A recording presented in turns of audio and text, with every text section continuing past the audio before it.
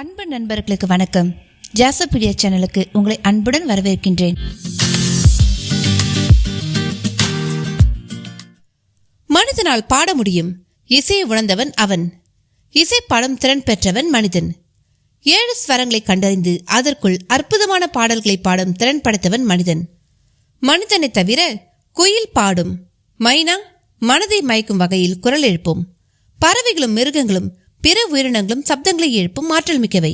இது நாம் அறிந்த உண்மை. அதே வேளையில் கடற்கரையில் காலார நடக்கும் வகையில் விரிந்து பறந்து கிடக்கும் மணல் பாடுமா? இப்படி ஒரு கேள்வியை கேட்டால் அது நகைப்பிற்கு இடமாகவே இருக்கும். ஆனால் உண்மையிலேயே கடல் மணல் பேசுகிறது என்ற உண்மை உங்களில் எத்தனை பேருக்கு தெரியும்? அதை பற்றி தெரிஞ்சுக்கிறதுக்கு முன்னாடி என்னுடைய சேனலை நீங்கள் இதுவரை சப்ஸ்கிரைப் பண்ணலைன்னா சப்ஸ்கிரைப் பண்ணிடுங்க. அப்படியே மறக்காம பக்கத்தில் இருக்க அந்த பெல் ஐக்கானை பிரஸ் பண்ணுங்க.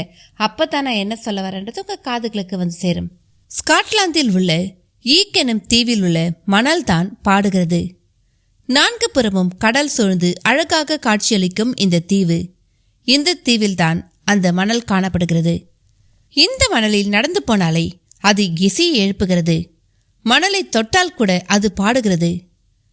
மணலை மெல்ல சலித்தால் அது வெவ்வேறு விதமாக ஒலி எழுப்பும் அற்புதத்தை கேட்க முடிகிறது.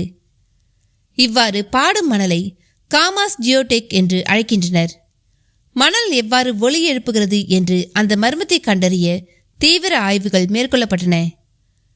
மண்ணின் அமைப்பு காரணமாகவே இத்தகைய இசை எழும்புவதாக விஞ்ஞானிகள் கருதுகின்றனர். மணலினுள் கலந்து கிடக்கும் மிக சிறிய படிக கற்களே இதற்கு காரணமாக இருக்கலாம் என்ற கருத்தும் உள்ளது.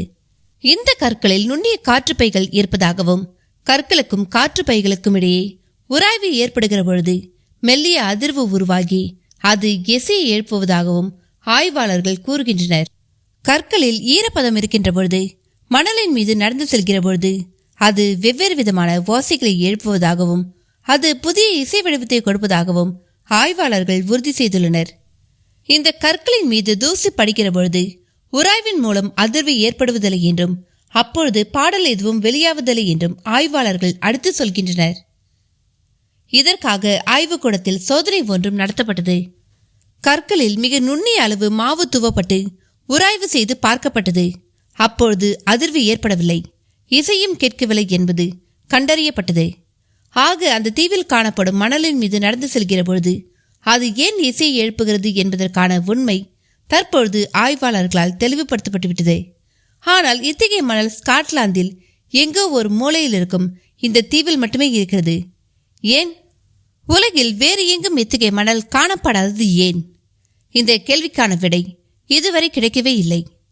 மர்ம முடிச்சு இன்னும் அவிழ்க்கப்படாமலேயே உள்ளது. என்ன நண்பர்களே, பாடு மணலை பற்றி தெரிஞ்சுக்கிட்டீங்களா?